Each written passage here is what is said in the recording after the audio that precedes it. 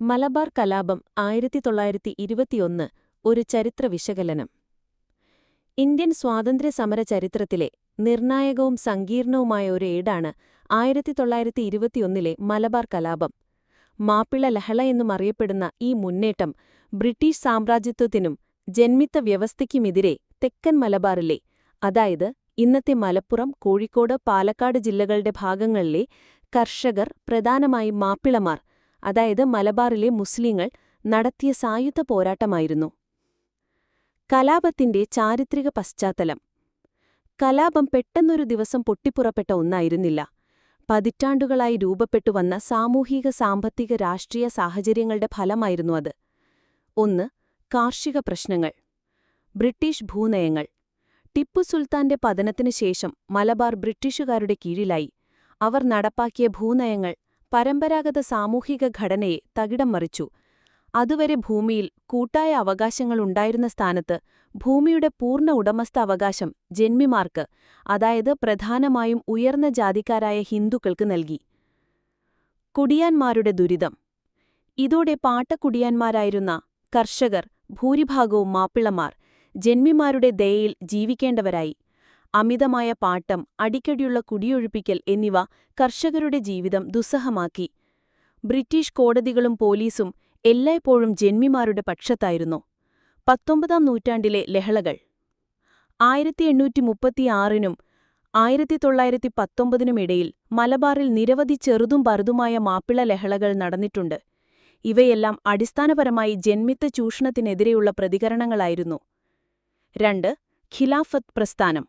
ഒന്നാം ലോക മഹായുദ്ധത്തിൽ ബ്രിട്ടനെതിരെ പരാജയപ്പെട്ട തുർക്കിയിലെ ഖലീഫയുടെ പദവി ഇല്ലാതാക്കാനുള്ള ബ്രിട്ടീഷ് ശ്രമങ്ങൾക്കെതിരെ ലോകമെമ്പാടുമുള്ള മുസ്ലിങ്ങൾ പ്രതിഷേധിച്ചു.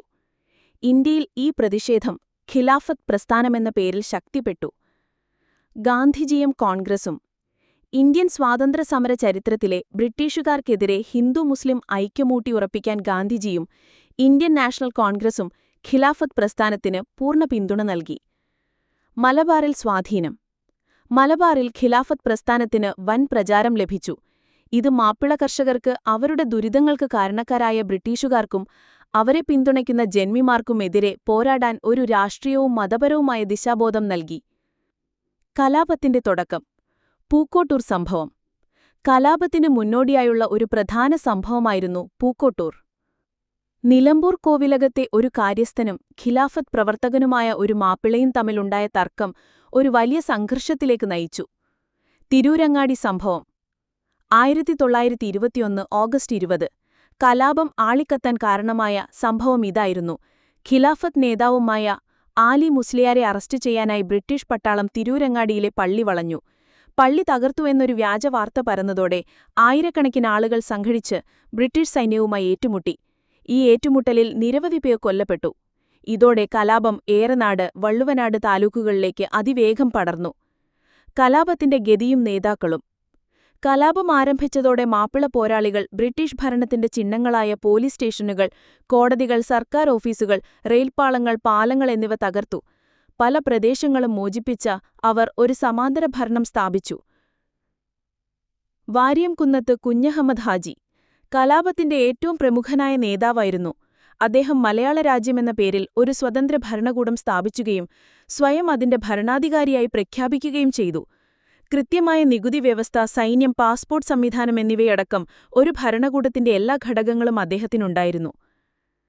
ബ്രിട്ടീഷുകാരെ സഹായിക്കുന്നവരെയല്ലാതെ സാധാരണ ഹിന്ദുക്കളെ ഉപദ്രവിക്കരുതെന്ന് അദ്ദേഹം കർശന നിർദ്ദേശം നൽകിയിരുന്നു. ആലി മുസ്ലിയാർ ഒരു മതപണ്ഡിതനും ഖിലാഫത്ത് നേതാവുമായിരുന്നു.